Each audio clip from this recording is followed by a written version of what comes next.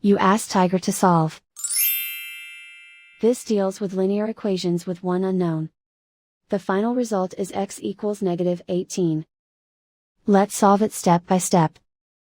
Isolate the x. Multiply both sides by inverse fraction 3 over -2.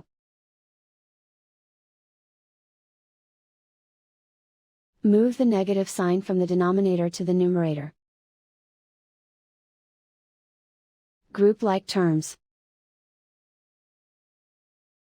Multiply the coefficients. Simplify the arithmetic.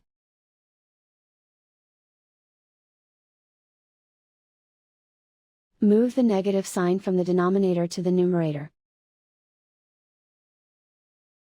Multiply the fractions. Simplify the arithmetic. And so the final result is x equals -18.